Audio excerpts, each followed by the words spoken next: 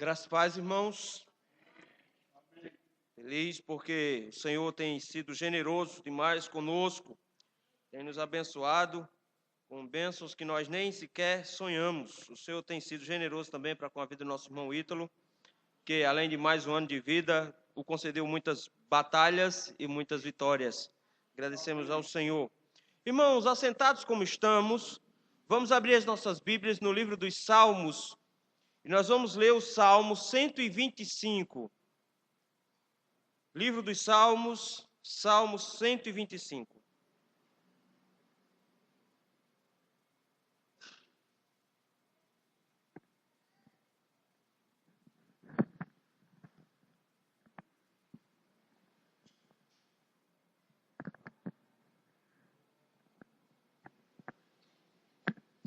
Salmo de número 125. Diz assim a palavra do Senhor.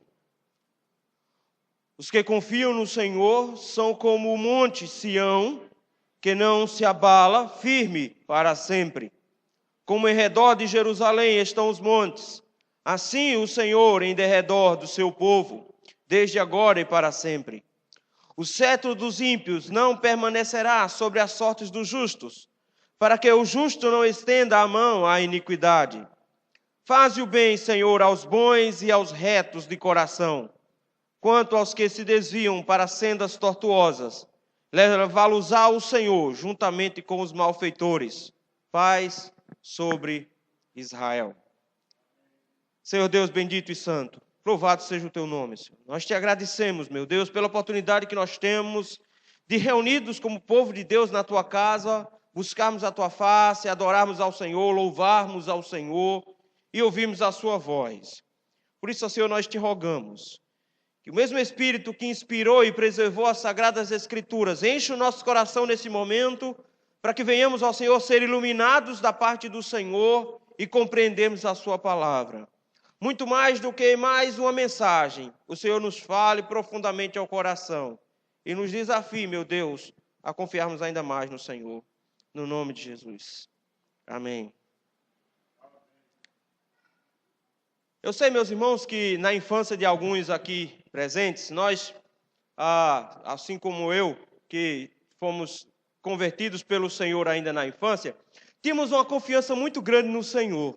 E eu me lembro na minha época lá no sertão da Paraíba, um sol quente de rachar, de como, mesmo sendo criança ainda, com 7, 8 anos de idade, como confiava no Senhor e como essa confiança movia os meus passos e como o Senhor conduzia. Com certeza, muitos dos irmãos também vão lembrar disso. E na minha infância, nós cantávamos um hino que falava exatamente sobre a proteção que o Senhor nos dá, o Senhor ao nosso redor, e para nos ajudar. Dizia mais ou menos assim: há sempre alguém que não provou o grande amor do meu Senhor. Porém eu sei, bem certo estou, que Ele está sempre ao meu redor para me guiar. Os irmãos conhecem? Ao meu redor, Deus sempre está. Ao meu redor, para me guiar. Com seu amor tão puro e bom, Ele está sempre ao meu redor para me guiar. Posso perder todos meus bens e um bom amigo me faltar. Pode, meu Pai, me abandonar, e Ele está sempre ao meu redor para me amparar. Ao meu redor, Deus sempre está. Ao meu redor, para me guiar. Com seu amor tão puro e bom, Ele está sempre ao meu redor para me guiar. não sei contar o que senti quando Jesus me redimiu. Desde então eu descobri que Ele estará ao meu redor quando eu partir, pois ao meu redor Deus sempre está. Ao meu redor, para me guiar com seu amor tão puro e bom.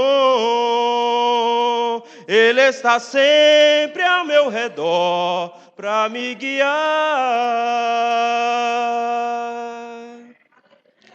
Toda essa certeza, meus irmãos, só vem quando nós temos um encontro verdadeiro com o nosso Senhor que nos protege. Nenhuma outra coisa nesse mundo pode nos dar a proteção que o Senhor nos concede. Daí, muitas vezes, nós nos colocamos em situações difíceis quando nós nos esquecemos que o único que nos dá a segurança é o Senhor.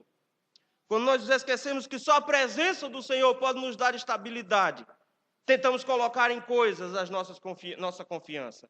Tentamos colocar em bens a nossa confiança. E nós nos esquecemos de que a presença do Senhor é que nos dá total confiança. A presença do Senhor não tem só uma ação fiscalizadora, como que dizendo, os olhos do Senhor estão sobre nós, como que está nos olhando, nos fiscalizando para ver onde nós erramos. Mas a presença do Senhor, os olhos do Senhor, é uma presença consoladora, é uma presença acolhedora, protetora. Ele sempre nos conduz por onde quer que nós andarmos. A insegurança e sensação de abandono, na verdade, são passageiras na vida do crente. Mesmo que nós possamos olhar para o lado e pensar, a saúde está abandonada, a educação está abandonada, a segurança está abandonada, nós estamos meio abandonados. As mulheres até não podem dizer muito isso não, porque tem a delegacia das mulheres, homem não tem. Eu digo que dentre os abandonados eu sou o principal. Eu não sou gay, eu sou um hétero, não tenho direitos. Eu sou um homem, também não tenho. Não tenho 65 anos, não dá para entrar ainda no direito dos idosos. Então eu sou dos mais abandonados. Mas o Senhor é quem nos protege. O salmo que nós acabamos de ler, meus irmãos, é o 5º salmo, dentro de um grupo de salmos que nós chamamos de salmos de peregrinação. Esses salmos eram cantados durante as viagens, quando as pessoas iam para Jerusalém. E pelo menos 3 vezes ao ano, eles iam em Jerusalém para 3 festas. Ou eram para o Pães Asmos, ou era para a festa da Páscoa, eles iam no Pentecostes e eles iam em Jerusalém também durante a festa dos tabernáculos. E esses cânticos foram criados para se cantar no caminho para Jerusalém, enquanto se ia chegando lá. E o Salmo 125 é interessante, que parece que esse salmo tem um lugar especial na chegada a Jerusalém, quando se contemplava o lugar onde Jerusalém foi construído. E ele faz uma coisa interessante, que é combinar ao mesmo tempo súplica e confiança no Senhor. Ele combina uma oração fervorosa com a confiança que nós temos em Deus e nos dá, por causa disso, motivação para confiarmos no Senhor. A gente não sabe ao certo o contexto desse salmo, mas o que tudo indica parece que ele nos traz momentos de dificuldade que Israel estava passando no momento de cantar, mas que de alguma forma ele tinha momentos esperançosos para se lembrar. Há quem diga que esse salmo ele foi escrito para ser cantado depois do exílio, porque a situação em Israel não era boa, não era fácil. Daí a ideia é que eles cantariam quando tudo estava instável, Deus permanece estável e é nele que está a nossa confiança. Isso porque em Israel, na época depois do exílio, a situação era difícil, onde, por exemplo, as pessoas não tinham mais uma base de trabalhadores completa. Então, em Jerusalém existia muito trabalho escravo em Jerusalém. Eles estavam abusando dessas pessoas mais fracas que não tinham direito. A pobreza crescia cada vez mais. E tinha uma verdadeira bancarrota moral, porque, segundo Malaquias, eles estavam vivendo imoralidades ainda naquela época. Ninguém pagava dízimo, e como ninguém pagava dízimo, o sacerdote precisou trabalhar, botar a mão na massa para ganhar sustento para a sua família, porque o templo não estava funcionando. E então, tinha uma série de dificuldades. Em meio a tudo isso, parece que o aspecto é: Temos que olhar para o Senhor para que, em meio às dificuldades e instabilidades da vida, aprendamos a confiar no Senhor e ter a estabilidade dele. Daí o texto, meus irmãos, eu gostaria que os queridos olhassem para ele, nos apresenta 3 aspectos importantes quanto à segurança proposta pelo Senhor. Que tipo de segurança o Senhor nos propõe? O primeiro aspecto está aí nos versículos 1 e 2. A segurança que o Senhor concede aos justos. O texto é conhecido, porque mesmo que você nunca tenha lido o Salmo, você já cantou o hino, que aquele hino é conhecido. O texto diz, os que confiam no Senhor são como o monte Sião. É interessante porque essa era a grande visão de um peregrino quando chegava a Jerusalém. Ele via Jerusalém, que era construída com grandes muralhas, e logo em seguida ele via que ao redor de Jerusalém existiam montes que o protegiam, em especial o Monte Sião. O Monte Sião, meus irmãos, o nome Sião significa seco, lugar árido. Então, não tinha muita coisa bonita para se ver, mas a imponência do monte era o que era especial. Era difícil o acesso lá, e por isso Jerusalém é tão fortificada. E talvez por causa disso, Israel não acreditou nas promessas de Isaías e Jeremias, quando Deus disse que ia tomar Jerusalém. Porque Jerusalém era praticamente intransponível, ninguém podia entrar lá. Essas muralhas naturais a protegiam. E de repente, meus irmãos, diante dessa visão da cidade santa, o salmista olha para a cidade e diz, então eu preciso compreender nessa cidade a realidade do Senhor também. Ele olhar para a situação, ele diz, existe um monte em Sião, e esse monte não se abala. Esse monte não é outro lugar. A imagem que ele traz é da própria Jerusalém, porque se você prestar atenção, versículo 2 fala de Jerusalém, então é Jerusalém mesmo. Ele diz, esse é o lugar que é especial porque ele não se abala. Ele não se abala não porque não vai acontecer dificuldades lá, ou nunca vai ter terremoto lá. Ele não se abala porque é o Senhor que o mantém inabalável. É lá a habitação do Senhor, é lá que o Senhor mora. Era essa a crença. Por causa disso, ele diz, os que confiam no Senhor são como o monte Sião, que não se abala, firme para sempre. O princípio, meus irmãos, que ele coloca é, o Senhor está ao lado dos seus, o Senhor mora com os seus, e aqueles que confiam nele, aqueles que colocam sua confiança no Senhor, esses não se abalam do mesmo jeito que esse monte tem estrutura. Eu sei que alguns aqui costumavam subir em montes, e sabe como a impressão que se tem é de que eles são inabaláveis, são fortes, ninguém pode removê-los de lá. O salmista olha para essa segurança e para essa estabilidade e diz, essa estabilidade é a estabilidade do salvo, do justo que confia no Senhor. Confiança, meus irmãos, é muito mais do que dizer, eu creio em Deus. É entregar completamente a Ele as suas preocupações e entender que Ele resolverá todas as situações. É simplesmente descansar e deixar que o mundo caia, porque cairão 1000 ao teu lado, 10.000 à tua direita e tu não serás atingido. O princípio é, confiando no Senhor, nós seremos inabaláveis. Por isso o salmista diz, porque estás abatida, ó minha alma, porque te perturbas dentro de mim, espera em Deus. É o Senhor que é a fonte de segurança. Daí o salmista diz, Jerusalém é o trono da habitação do Senhor. E é no Senhor que nós pomos a nossa confiança. E assim como esses montes não se abalam e mantêm Jerusalém firme e protegida, ele diz, por causa disso, nós também somos inabaláveis. Porque temos a nossa confiança no Senhor. O salmo que nós lemos, o Salmo 20, diz, os homens põem a sua confiança em carros e cavalos. Nós, porém, colocamos nossa confiança no Senhor, porque cavalos caem, carros quebram, mas colocamos a confiança no Senhor. Não nas coisas que podem se pegar, se tocar, mas no nosso Deus que nos dá a proteção completa. A estabilidade vem do Senhor. Daí vejam, não só o aspecto do lugar onde ele está, mas versículo 2, ele olha para fora de Jerusalém. Ele começa olhando em Jerusalém e vê o monte Sião enorme e diz, olha, esse monte não pode se abalar. Essa cidade não vai cair, porque simplesmente ela é inabalável. E do mesmo jeito que ela é tão segura e forte, porque o Senhor habita nela, aqueles que confiam no Senhor também são seguros. Mas versículo 2 ele diz, existe algo mais. Como em redor de Jerusalém estão os montes. Sião, na verdade, é uma espécie de cadeia de montanhas. E ao redor de Jerusalém existiam outras pequenas montanhas que igualmente dificultavam o acesso à cidade. E isso facilitava para que Jerusalém fosse bem protegida. O texto diz, como em redor de Jerusalém estão os montes, o que acontece? Assim, o Senhor em derredor do seu povo.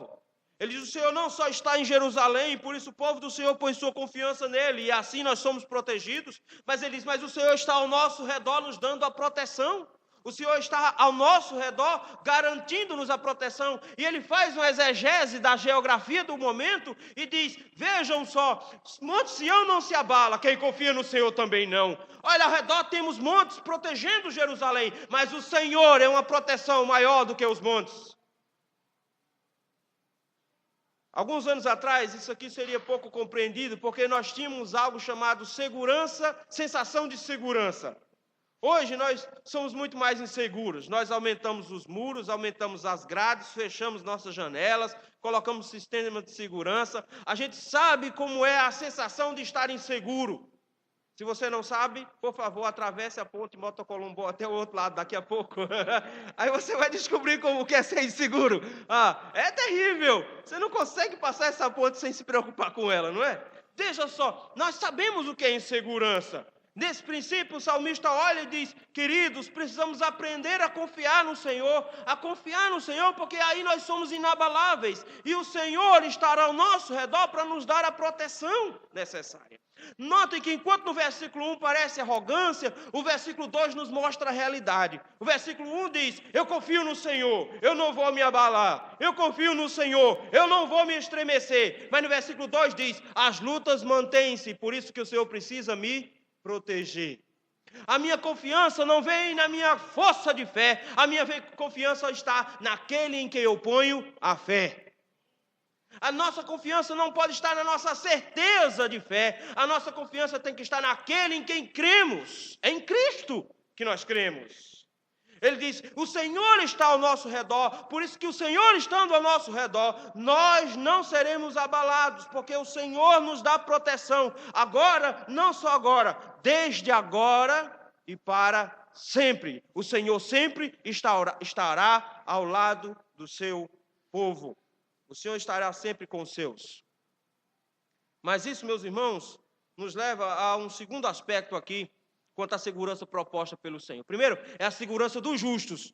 Em segundo lugar, ele nos apresenta, versículo 3, a instabilidade dos ímpios. Note uma coisa interessante, meus irmãos, que acontece aqui.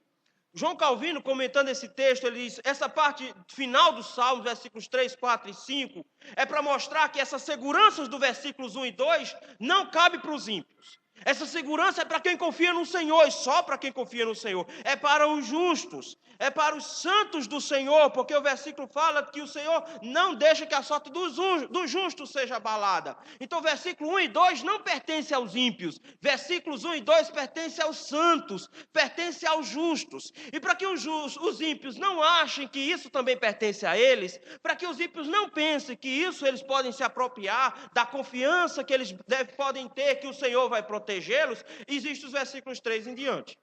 Versículo 3 diz, o ímpio é instável. O ímpio não tem estabilidade. Olha o versículo 3. O cetro dos ímpios não permanecerá sobre a sorte dos justos. O que ele começa a nos mostrar é que, primeiro, o Senhor é a nossa proteção quando nós colocamos a nossa confiança nele. Segundo, ele está ao nosso redor para nos dar essa proteção, para nos garantir essa proteção. Mas, em terceiro lugar, aqui no versículo 3, ele nos apresenta o fato de que os ímpios vão sempre maltratar o povo do Senhor. Os ímpios sempre serão inimigos do Senhor.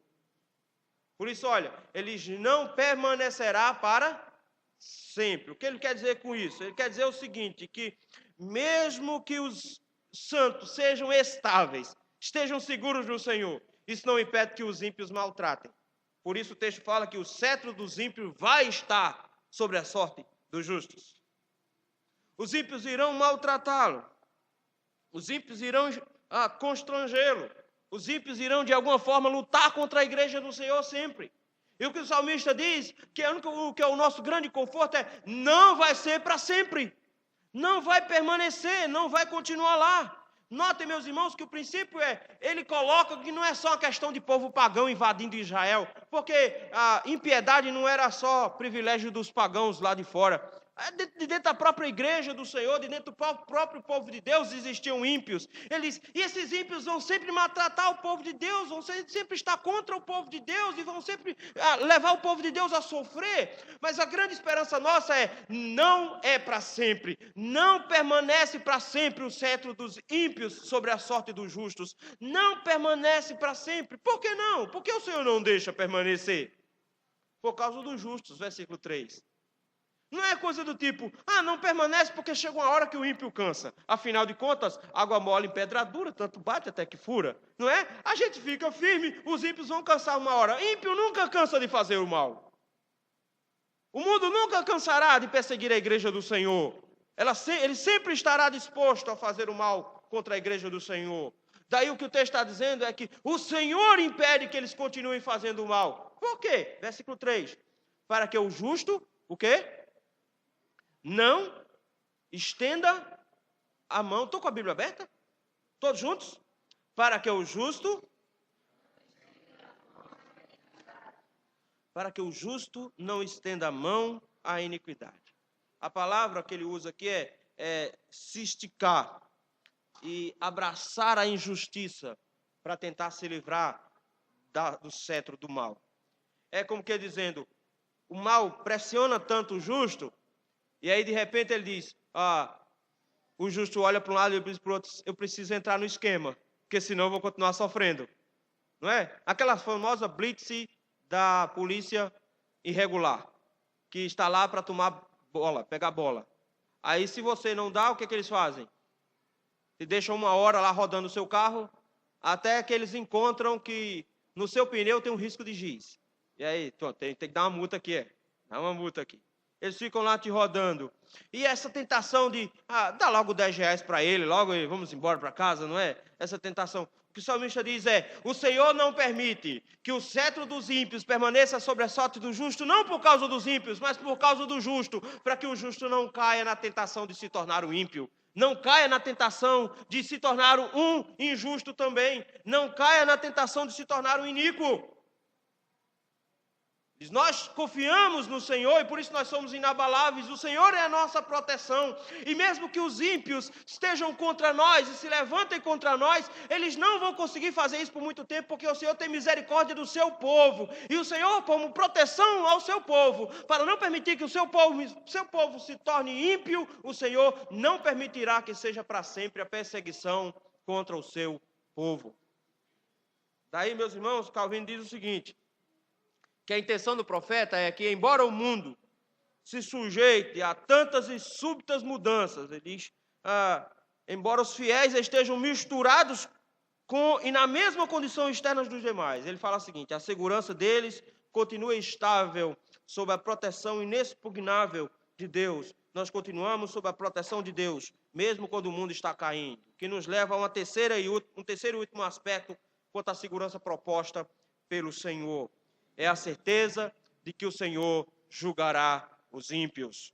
Note, primeiro ele diz, nós somos instáveis, nós temos segurança, porque nós confiamos no Senhor, nós somos justos. Segundo, os ímpios não têm segurança, porque eles não têm confiança no Senhor. E por isso mesmo o Senhor os destruirá por amor aos seus justos. Mas terceiro diz, o Senhor há de julgar os ímpios. Olha o versículo 4 aí. Ele faz uma oração, notaram aí? Versículo 4, ele faz uma oração, e versículo 5 é uma segunda fase dessa oração. Primeiro momento, ele faz uma oração pelos santos, pelos justos. Esses justos que estão sob a opressão do ímpio, no versículo 3. Esses justos que estão sob a opressão dos malvados, no versículo 3. Mas depois, versículo 5, ele faz uma oração imprecatória, uma oração contra aqueles ímpios que estão maltratando os justos. Como é que funciona a oração? Olha aí, primeiro lugar, versículo de número 4. Faze o bem, Senhor, a quem? Aos bons. E eu gosto da expressão faze o bem. A expressão faze o bem, para nós, pode dizer, Senhor, dá uma ajudinha, né, para o pessoal que está sofrendo. Senhor, eles estão passando por dificuldades, o cetro dos ímpios estão lá, então, Senhor, os livra desse cetro do ímpio, para que eles tenham um pouquinho de bem na vida. Só que a frase é muito mais bonita do que está no nosso texto em português. A frase, meus irmãos, é como que o Senhor sorri. A ideia é, Senhor, sorria aos bons e aos retos de coração. Senhor, seja favorável. Senhor, manifeste graça a eles. A ideia do salmista, quando ele ora, ele diz: Senhor, abre o seu sorriso para os seus santos que estão em perseguição. Senhor, abre o seu sorriso para aqueles que estão passando um momento de dificuldade, sendo perseguidos pelos ímpios. Senhor, abre o seu sorriso para esses irmãos que são retos e são justos. Esses homens que têm os seus corações transformados. Notem que eles são retos e são justos, não porque isso é qualidade deles, mas porque o Senhor os transforma em retos e justos. Nós não somos justos porque nós queremos, mas porque o Senhor nos faz justos. O Senhor nos proclama justos e nos justifica. Nesse sentido, aqueles que são seus, aqueles que são amados do Senhor, o povo de Deus que confia no Senhor, no versículo 1, Senhor, sorria para eles. Mas ao mesmo tempo que ele diz, Senhor, abra o seu sorriso para ele diz, Senhor, ao mesmo tempo, feche a cara para os ímpios. Agora preste atenção no versículo 5, porque pode ser que você não esteja no versículo 4, esteja no versículo 5. No versículo 5 ele diz, quanto aos que se desviam para sendas tortuosas. Meus irmãos, quando o peregrino vinha para Jerusalém, ele tinha caminhos.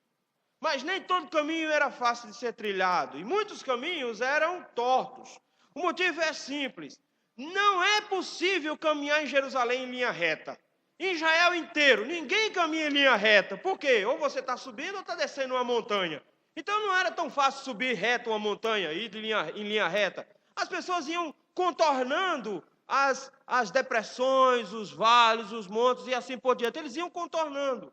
Mas muita gente pegava atalhos. E os atalhos levavam essas pessoas a se perderem, levavam essas pessoas a caírem, se machucarem e morrer no caminho. Muitos se perdiam no meio da estrada na tentativa de não ir pelo caminho mais longo.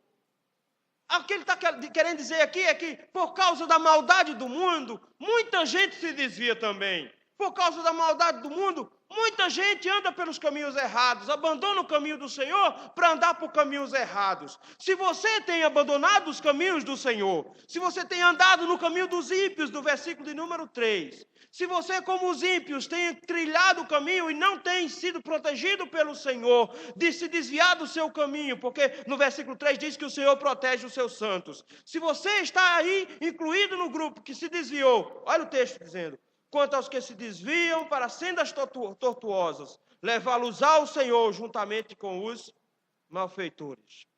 A ideia de desviar aqui, meus irmãos, é um processo. É de alguém que está se desviando, que está saindo do caminho. Ele diz, se você está saindo do caminho, o Senhor vai te levar para o mesmo caminho dos malfeitores.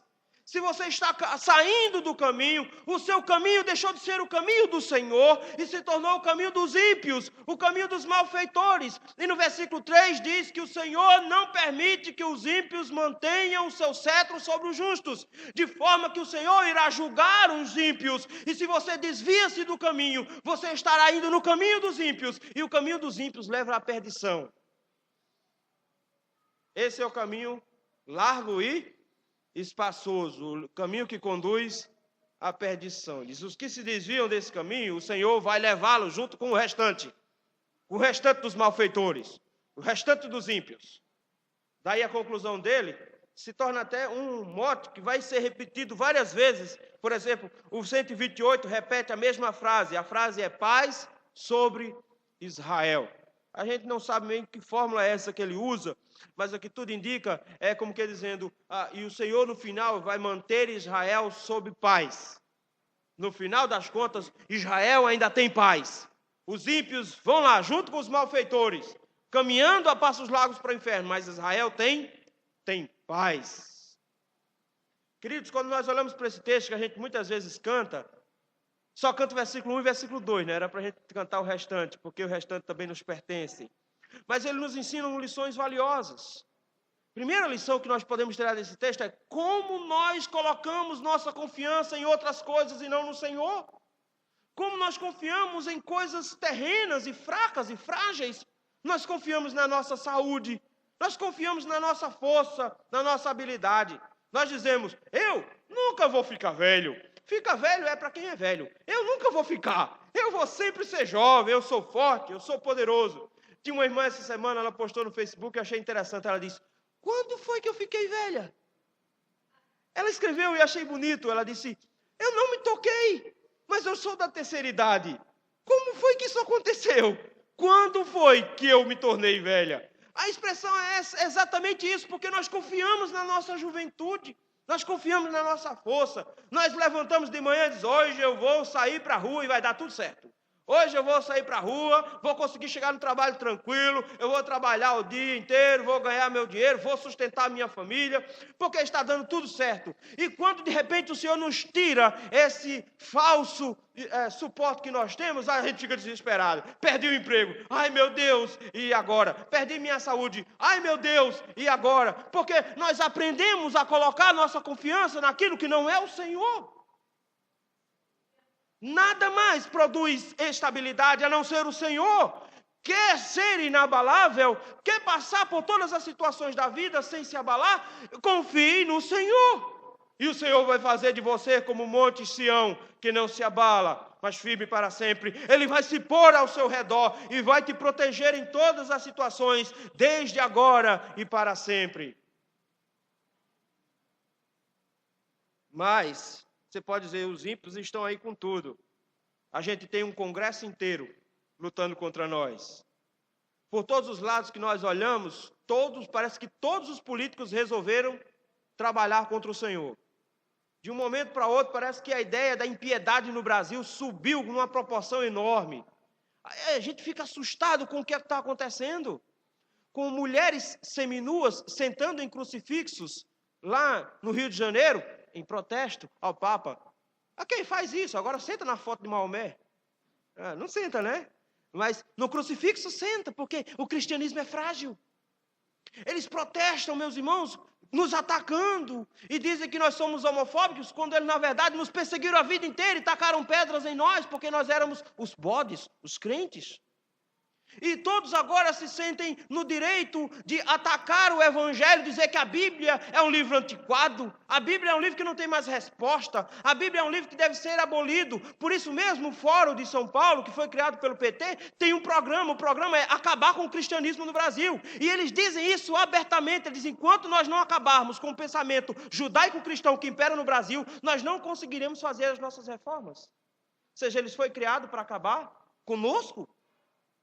O ímpio sempre vai tentar destruir a igreja do Senhor. O ímpio sempre vai se levantar com a força de Satanás para lutar contra a igreja do Senhor. Mas não adianta, porque o Senhor está ao redor da sua igreja. O Senhor protege a sua igreja. Ele jamais extinguirá os justos, de maneira que Ele não permitirá que esses ímpios miseráveis continuem no poder. O Senhor vai arrancar e matar cada um deles. O Senhor os destruirá. O Senhor os enfiará no inferno. E o Senhor proclamará o seu nome no final. O Senhor é justo. Por isso, não tenta entrar no esquema. Não precisa disso. Mantenha-se fiel ao Senhor, porque o Senhor tem algo guardado para os ímpios. E se chama lago que arde com fogo e enxofre, a segunda morte. Mas se você tem cedido à tentação, se de alguma maneira você tem abandonado a confiança no Senhor e tem seguido o caminho dos ímpios, se você está aprendendo no dia a dia que a única coisa que você pode confiar é no seu salário, porque se ele faltar você vai morrer de fome, se essa informação ficou no seu coração, que os ímpios colocaram aí, aprenda a confiar no Senhor, porque o nosso sustento vem do Senhor, que fez os céus e a terra, não vem de mão de homem nenhum. Porque a porta que o Senhor fecha, ninguém abre. E aquele abre, ninguém fecha. O Senhor dá aos seus enquanto eles dormem. O Senhor dá sustento ao passarinho, mesmo ele nunca tendo plantado. É o Senhor que faz dar cria às corças e desnuda os bosques. É o Senhor que faz tudo. Confie no Senhor e não no seu contra-cheque.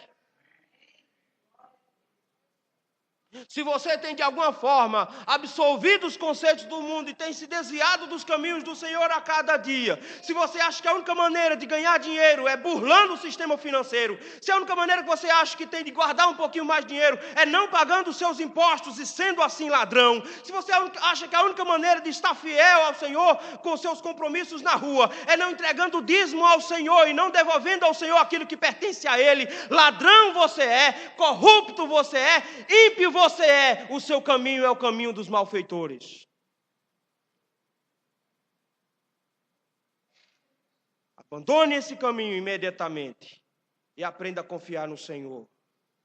Aprenda a confiar em Deus. Aprenda a confiar em Jesus. Os piores meses que eu passei nos últimos anos foram os 3 últimos meses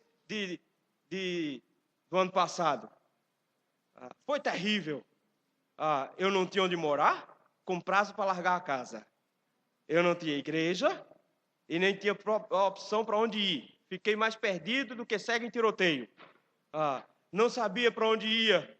De um lado o pessoal dizia, você agora é doido, você vai passar fome, porque não tem igreja, não tem lugar para onde você ir. O que é que você vai fazer? Eu digo, não sei, o Senhor vai mandar para algum lugar.